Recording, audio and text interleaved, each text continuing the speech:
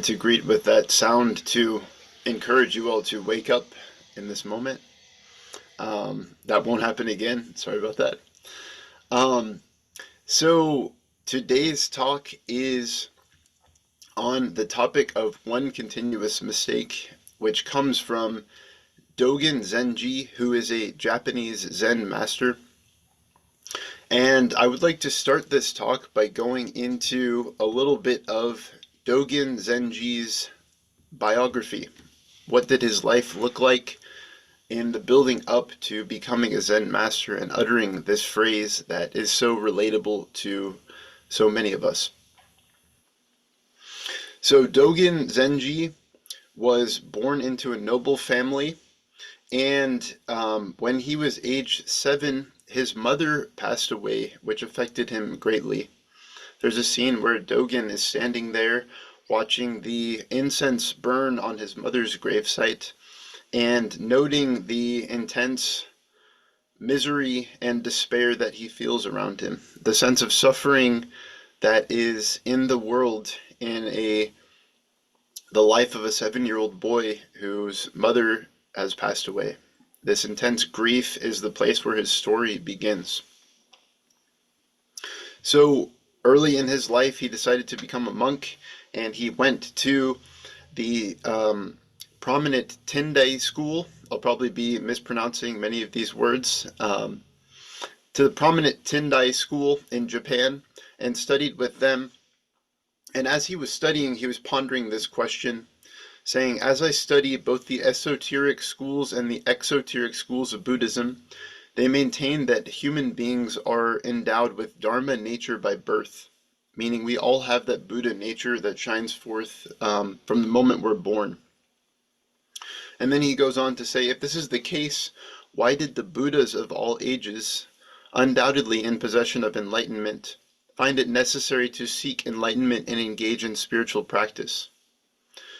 So all the Buddhas of history have had some sort of spiritual seeking at some point in their life. They had some sort of practice that they had to continually return to with diligence in order to awaken their minds. So he's sitting with this discrepancy of we all have Buddha nature from the time that we're born, so why do we need to engage in practices and do this spiritual seeking? So he continues to practice and he continues to feel disenchanted and disappointed with what he's learning from his Zen teachers in this place in Japan. So then he decides to leave and he goes all the way to China. He makes these dangerous ventures through the seas to get from Japan to China, and he ends up seeking out another teacher. And this teacher and this practice were part of the Chan monasteries, and they relied heavily on koans to practice. So Zen koans. A Zen koan is something that is a phrase that is meant to help you contemplate deeper the nature of reality. It's kind of meant to stall the intellect so that we can bring the intellect down into the heart and experience a moment of awakening, a deep penetrating insight into the nature of reality. And even as Dogen practiced with all of these koans, he still felt this sense of dismay, this disappointment. There's something more in the path. He wondered why we didn't study the sutras more and why there wasn't a more concrete practice. So he continued on to go to other teachers, and he met a teacher who instructed him how to sit zazen, which is basically the practice that we do, where you're sitting in the full or half lotus position with the back upright and attending to our breath, coming back to the breath over and over again. And Dogen found that this was an extremely important moment in his spiritual journey of learning to do zazen, of sitting in this way, with diligence, with discipline, with an intention on the present moment, the attention on the breath, the ability to embrace whatever problems arise in that moment through the practice of zazen. And yet he still didn't feel that he had reached this state of enlightenment that he wanted. So he goes up to his teacher and asks him about actualizing the way, about enlightenment. And the teacher gives him this phrase that really catalyzes his practice and inspires him. And the teacher says, you must cast off body and mind. You must transcend both body and mind. And so he takes this and he goes back to his zazen sitting practice, and he sits for an intensive period, and he experiences this moment of awakening, this moment of enlightenment. And it's something that transforms his whole life, and he realizes that his spiritual journey is done, and he decides to return back to Japan.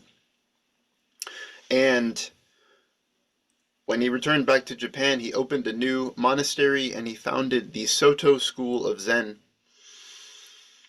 the Soto school of Buddhism. And one of his most famous phrases that he wrote is this phrase: to study the way, or to study Buddhism, is to study the self. He says, to study the self is to forget the self. To forget the self is to be enlightened by all things of the universe. To be enlightened by all things of the universe is to cast off the body and mind of the self as well as those of others. Even the traces of enlightenment are wiped out, and life with traceless enlightenment goes on forever and ever. That's what he wrote. Pretty profound. He also wrote a number of books advocating for the practice of zazen to be increased in Buddhist circles. And he also wrote some interesting sutras on mountains and rivers. And he poignantly advocated that mountains and rivers are Buddhas in their primordial form, manifesting their Buddha nature. If we can sit near a river, if we can go to the mountains, we can experience that Buddha nature that is present in the natural world. And he has some pretty wonderful sayings about how the mountains are constantly walking, blue mountains are constantly walking, etc. Things like this. So Dogen is a pretty special character in the Zen lineage. And with all of those enlightening phrases and experiences, there is one saying that stands out to me the most from what he's said. And that is a phrase that I found in this book, Zen Mind, Beginner's Mind. As you can see, it's well worn. I've touched this book a lot, used it a lot, by Shunryu Suzuki. And this is a phrase that, there's a lot of poignant phrases in this book. But when I read this book, this section really jumped out at me. And it's something that I've returned to again and again throughout my life. And so this is the phrase. It's in the chapter, The Marrow of Zen.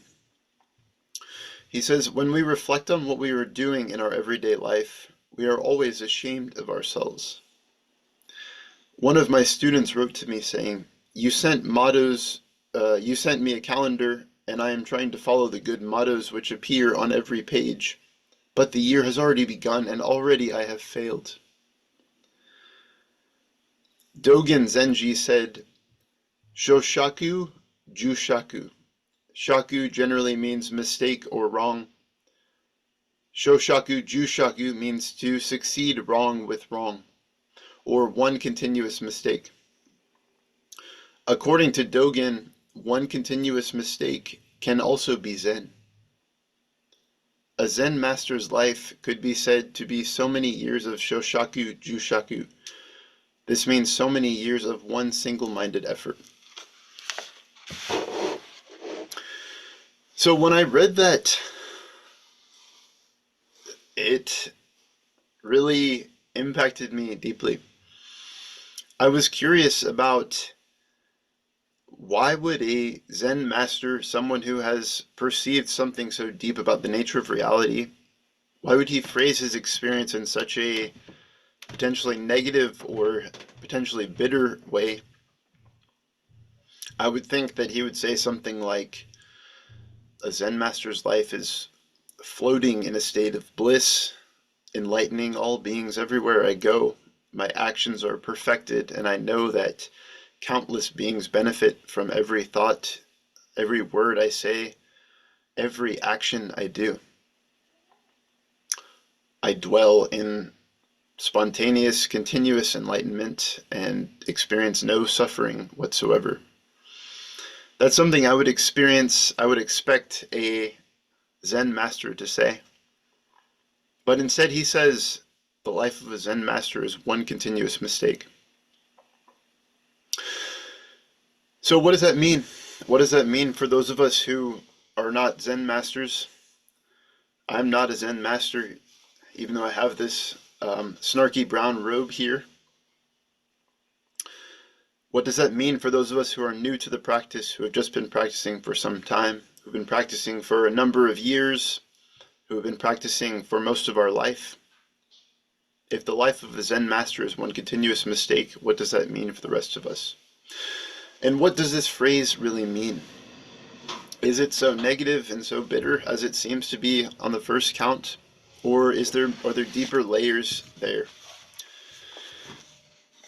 So I want to talk about two components that I have been reflecting on with this phrase, two components that I've kind of portioned out to help us understand what this means and how it can apply to our practice and our lives. So the first element of this one continuous mistake phrase that I can see is humility, a sense of being humble, a sense that even though you've had a transcendent experience of awakening, you still understand that the universe does not revolve around you. I was privileged to be in a psycho-spiritual counseling group in which we are the ones doing the counseling, so we are the counselors, and we were consulting around kind of spiritual perspectives on helping professions. And one of the people in the group had the privilege of being a prominent editor at a prominent spiritual publishing agency. And so this person had met many of these authors that write profound books. And no, it's not Parallax Press, and I'm not talking about Thich Nhat Hanh. But this person had met these authors that had published these books on enlightenment, and one of the senses that she got upon meeting them was this sense of arrogance, this sense that they come up to you and it's clear that they're the enlightened one and you are not the enlightened one, and you are there to be in awe of their presence, of their light, of their accomplishments, of their words, of their achievements. And this person I was talking with had this understanding that they are not enlightened. Even though they say they are enlightened, even though they've written beautiful words and poetry, there's a sense that their arrogance, their pride, their sense of saying, I am the enlightened one, is the moment that you can tell that they are not the enlightened one. So, one continuous mistake. When you meet a person like that who is arrogant, they would probably be very unlikely to admit that they've ever made a mistake. They would probably say something like, well, I'm perfect, so any error would probably be on your end. Sorry. Now, can you go cook me some breakfast or something, please? No. The admitting that we've made one continuous mistake, or that we've made any mistake at all, or that we're in need of forgiveness, or that we need to change something about our lifestyle, our way of interacting with beings, that's humility right there. That's a moment of humility. And so after this point about one continuous mistake, there's another interesting phrase in this same book, Zen Mind, Beginner's Mind. It says, we say a good father is not a good father. Do you understand? One who thinks he is a good father is not a good father. One who thinks he is a good husband is not a good husband. One who thinks he is one of the worst husbands may be a good one if he is always trying to be a good husband with a single-minded effort. Now, I'm guessing the majority of you in this room are not husbands, But you can replace the word husband with something else.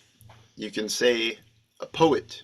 If I think I'm the best poet in the world, there's a really good chance that I'm probably not. But if I see myself as humbly trying to create the truest words that I can in each moment, then perhaps I'll produce some pretty decent poetry. You can exchange the word employee. You can exchange the word lover, friend. You can exchange the word meditator. There's a sense of getting rid of thinking of yourself as good or the best, and humbly trying to do your best, acknowledging that you're going to make mistakes and continuing on the path is the way to actualize that infinite light in our lives. In each moment, just doing our best without that expectation of I am a good this or I am a good that. There's additionally a sense of when you say I am good or I am a good something, there's kind of that sense of I don't really have much more to learn, that I can't improve this in any way, that it's good the way it is, and if someone came along and taught me something to learn, I'd probably be closed off to that because I'm already doing good. I don't need any help. So one continuous mistake can be an antidote to that. Even Thich Nhat Hanh said, after decades of practicing, it's important not to think that you have the best way of practicing. It's important to learn from others on the path. And I remember in my early days at the Dallas Meditation Center, I always enjoyed doing the walking meditation in the circle, even though I also kind of thought it was weird at the beginning, like Alex said. But then you get used to it. And I always enjoyed looking at other people and seeing the different ways that they would do walking meditation, just without judgment, and just taking that in and maybe trying on some of the components that I saw in their walking meditation. Human beings are social learning creatures. We learn from watching others, from engaging with other people, and that is a beneficial way of doing things, I think. So going back to humility, those who proclaim themselves to be good or enlightened often are not. There's a scene in the Gospels where Jesus is walking along and someone says, "Oh, good master, tell us blah, blah, blah." And Jesus stops him there and says, "Why do you call me good?" He said, "No one is good but God in heaven." I thought that was interesting because a lot of people look up to Jesus as this great, amazing figure, but from his own perspective, he didn't call himself good. Similarly, the Buddha originally, Siddhartha Gautama, when he achieved his state of enlightenment, or when he became enlightened, he didn't go around calling himself the Buddha. There's a number of names that people called him, but it's important to note that he didn't necessarily call himself these things, that oftentimes people named him these things because of what they saw in him, that a group of children who received one of the Buddha's first Dharma talks named him the Buddha, which is a word that means the awakened one. And he received this name from children, and that's who he became in his community, in his society, emanating out to this present moment.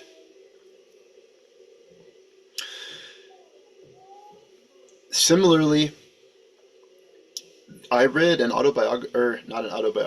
biography of the Buddha written by Karen Armstrong, and I was taken aback by the fact that she reports that after the Buddha experienced enlightenment, he experienced a similar crisis after that moment.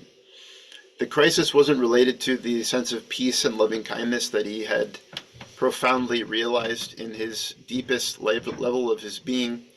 The crisis was related to whether or not to teach the Dharma. Something about the experience showed him that it would be extremely hard to teach the Dharma, that many people would not understand it, And so he experienced this crisis of, do I even teach this, or do I just simply remain in my state of bliss? And as the story goes, the um, gods and the Brahmas had to come down from the heavenly spheres and convince the Buddha to go about turning the wheel of the Dharma. So there's that sense of one continuous mistake. I've experienced this state of enlightenment, and how do I go about teaching it?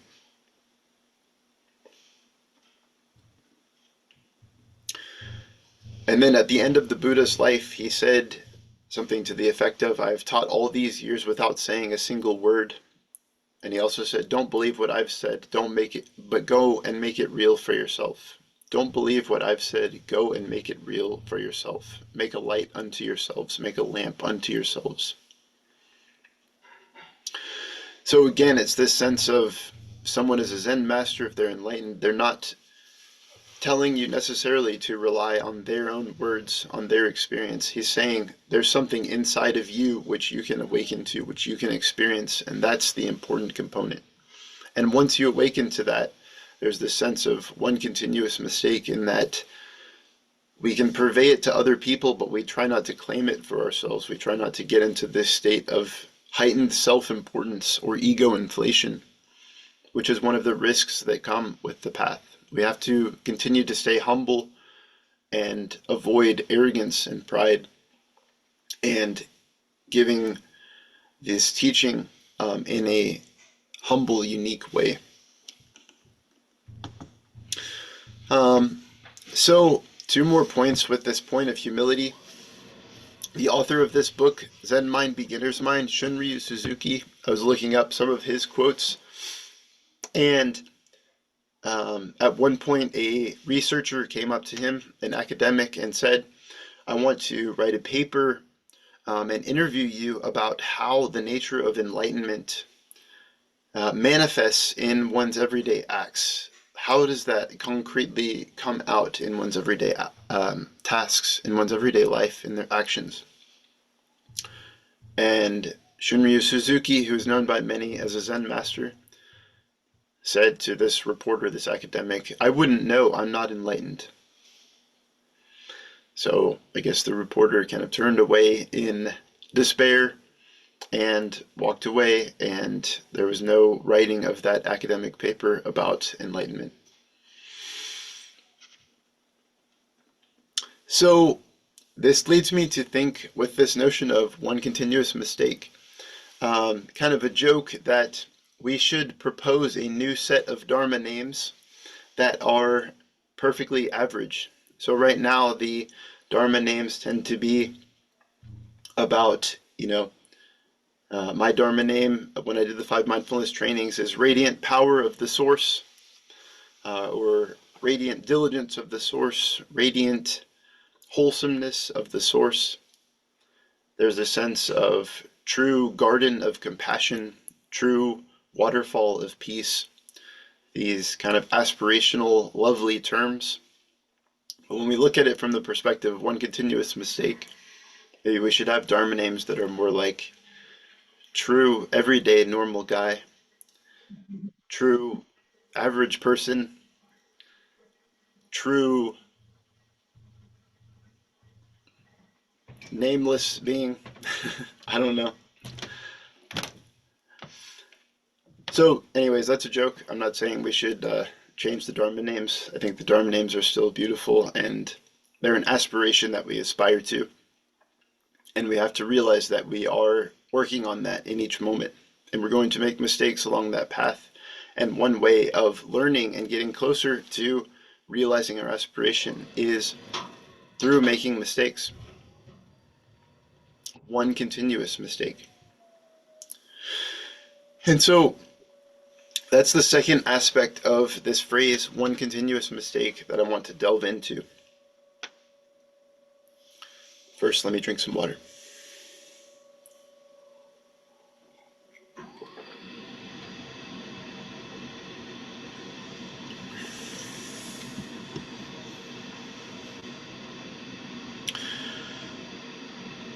The second aspect of the phrase, one continuous mistake, is that mistakes are a part of the path of practice, of learning anything. I once listened to an interview by Dave Grohl, who is the drummer in the band Nirvana, and um, someone asked him, "How did you get to be Nirvana? How did you get to be so good at your art of drumming?" And he said, "Well, what we did is we got together in a garage and we all had our instruments and we just started playing. And we sucked. We were not very good. And we just kept on sucking, not being very good. And we just kept on doing that until at some point we became Nirvana. We just kept on failing. We just kept on making mistakes until we became Nirvana." Now, that could refer to becoming the band Nirvana, or it could refer to that experience of enlightenment, Nirvana, awakening. That we have to continue to fail or do something badly or poorly, and doing it with our full heart and doing it as best as we can until we really arrive at the point of the practice, the awakening, the mindfulness, the compassion, the loving kindness that can emanate out from our hearts, that can move as a channel through us, through this practice, through our words, through our speech, through our thoughts. A second point about continuous mistakes as part of the path. The other day, I came home from work and I like to just lay down on the floor at the end of a long day, and my wife turns on a TV show. You never know what she's going to turn on, so I'm open to it. And she turned on a show about making cakes. So you had these cake masters competing to create the most beautiful cake.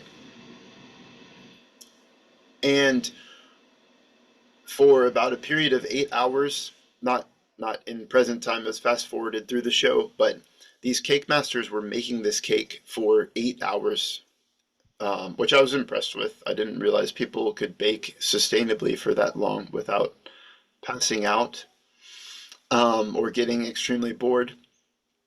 But one thing I noticed as each of these three cake masters competed was that as they were making the cake, each one of them came to a point where they said, "Wow, like I really tried this and it is not working. I thought that this mold would make a shape in this way, but it is not working. It's falling apart. I thought that when I mixed these two colors together, it would make this color that I wanted to make for this cake, but it's not working. I'm making a mistake." And as I watched them, when they got to the point where they made that mistake, they didn't simply give up. They didn't get angry. They didn't flip over the table and say, "I'm done with this foolish show. I'm out of here." They didn't blame anyone else.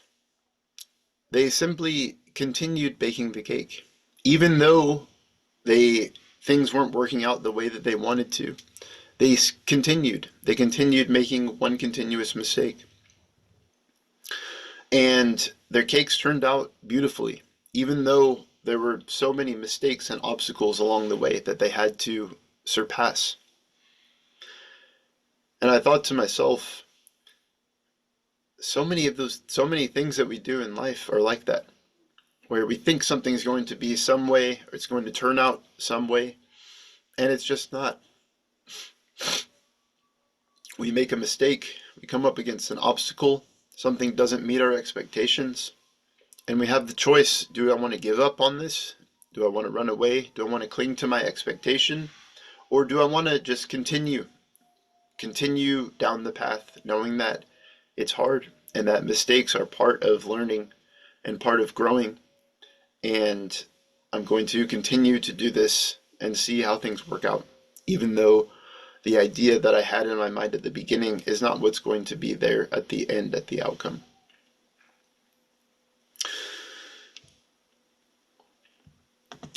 We have we may have this idea in our mind of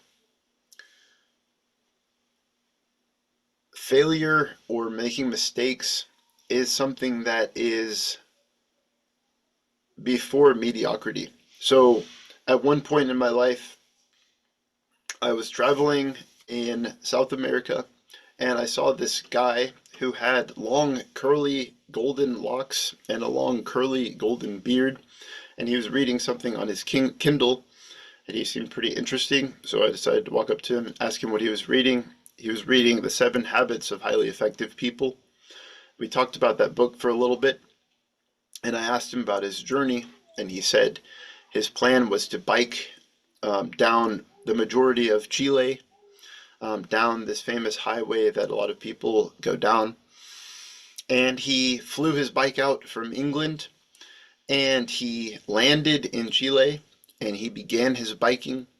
And within about 1 or 2 days of biking, which the whole trek would have taken somewhere around 2 or 3 months, within about 1 or 2 days of biking, he realized that his bike was breaking and it had an irreparable issue, and he would not be able to use his bike anymore.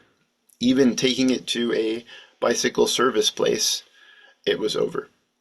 So all of these hopes and aspirations he had dreamt of for his trip ended within 1 or 2 days.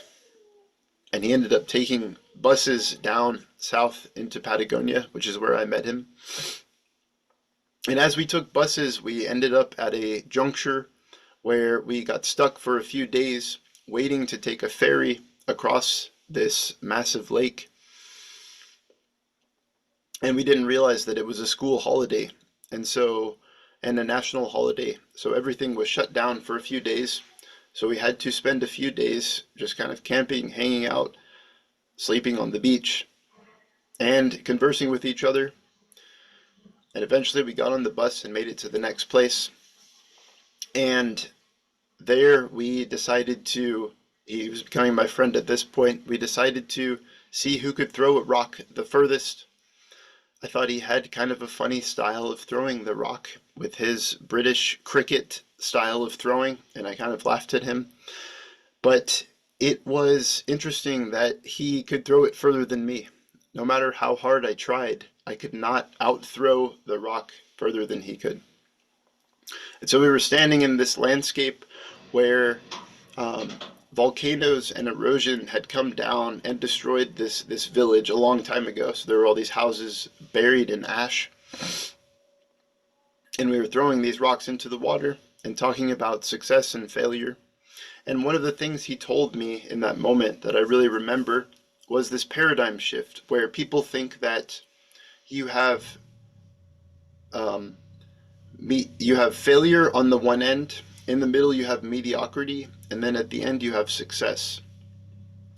So if you want to succeed, you often have to pass through mediocrity and go out of a state of failure into success.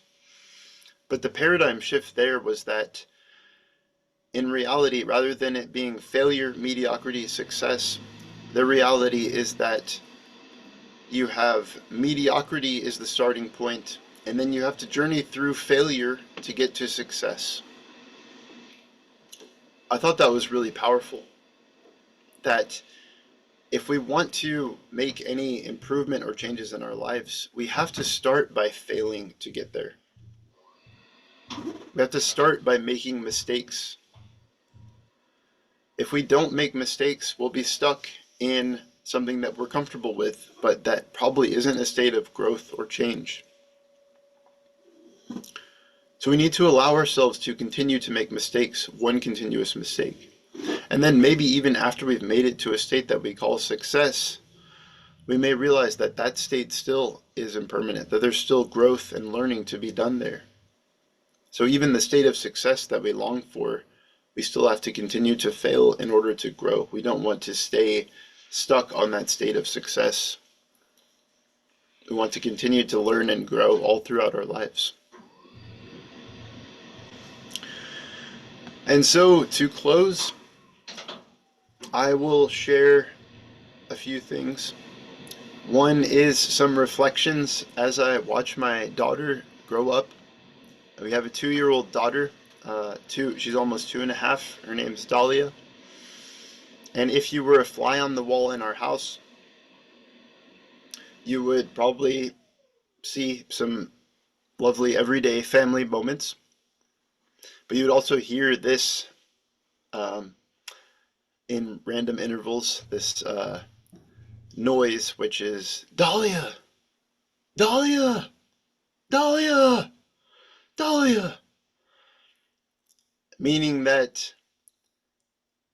it's not like we're yelling at her out of anger or anything, but she's constantly making mistakes in order to learn. She's a brand new being to this world. She doesn't know how things work. She doesn't know that you shouldn't stick your finger in hot candle wax. She doesn't know that you're not supposed to eat dog food. She doesn't know that, um, making messes everywhere causes some stress for the parents. And she doesn't know about the dangers and the way things are set up in the house. And so there's this sense of us saying, Dahlia, you got to look out. You got to be aware. You can't do that. She's making one continuous mistake, but as she continues to learn and grow, she continues to make less mistakes over time. There's less diligence that's needed. But that's part of the path and that's part of the practice. And I think that's probably something that we all experience. If we have an endeavor, for example, if we want to be healthier, no matter how healthy we are in this moment, there's a good chance that there's more that we can learn about being healthy. Maybe we focus on eating things that are less processed, that have less toxins in them. Maybe we focus on eating things that have more hydration, that make us feel better after we eat them, that don't leave us with a sense of fatigue, tiredness, depletion. And when we go towards this sense of health, we may become conscious, like, wow, I've been making one continuous mistake. I started out my day with 12 Monster Energy drinks, and look where that's led me. I'm just kidding. That's not something I do, but as we move towards health, we may become aware of the mistakes that we've made, and we have to acknowledge those mistakes and make a change. So one continuous mistake is not about, kind of despairing that we'll never reach this path of perfection, but it's about acknowledging when we've done something that is not skillful and dropping that and leaving it behind and allowing ourselves to change and do something new so that we can continue to become more and more skillful throughout our lives while also staying humble, acknowledging that one continuous mistake is there.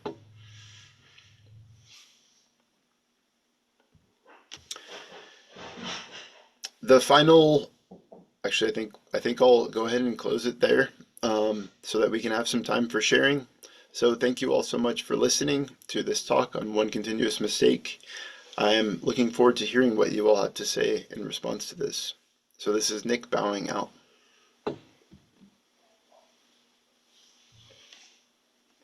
Thank you so much, Nick. Very inspiring, very informative.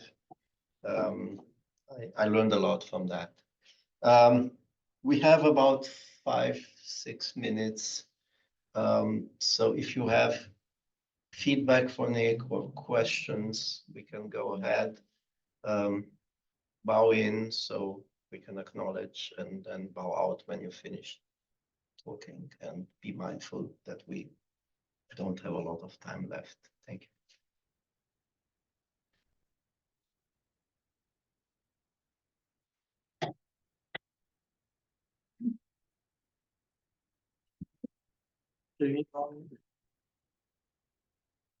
Just want to say thank you, Nick. Very good teaching. That's it. Bobby bowing in. Hi, Nick. I kept thinking about what we at the end of every program where we say countless beings we vow to free, and knowing that that's an impossible task. So somehow I'm thinking that keeps us humble because we don't give up. We keep doing our best to share the dharmas, love everybody and all of those wonderful things. But at the same time, I know I can never reach countless beings, you know? So somehow that, I don't know how this is tied together, but that's what I kept thinking. So I'm gonna bow out.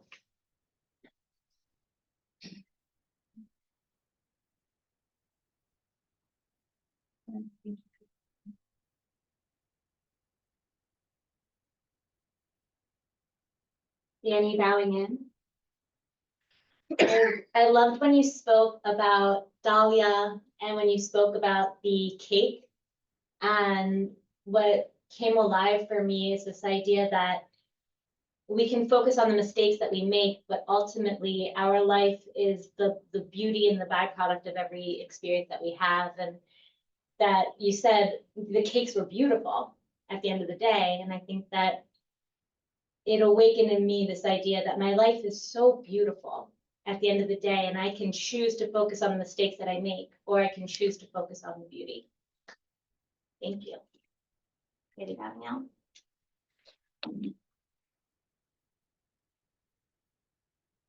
Kevin Bowen. Nick, thank you for the talk today. It was very insightful. And when you were talking about Dahlia, I thought about the toddlers when they're just learning how to walk.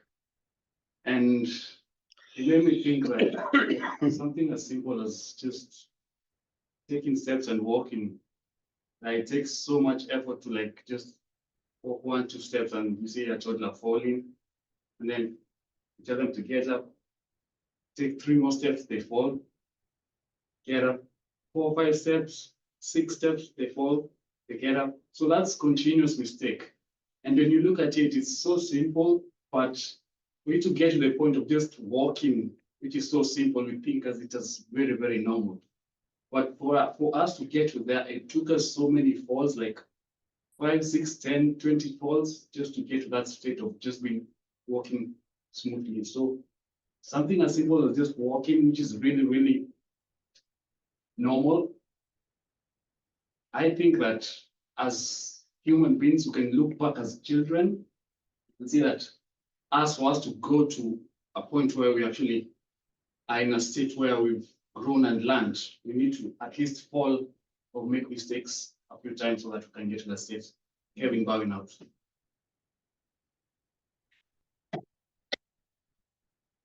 Jen buying in. Thank you for Nick. Thank you for your beautiful talk. When I was listening to the continued mistake, I thought it implies continuous effort. It is the mistake and effort combining together that make us grow. And we should not be afraid of mistakes, but we should turn mistakes as moments of growing opportunities. So we will be more mature and making better decisions. Jen,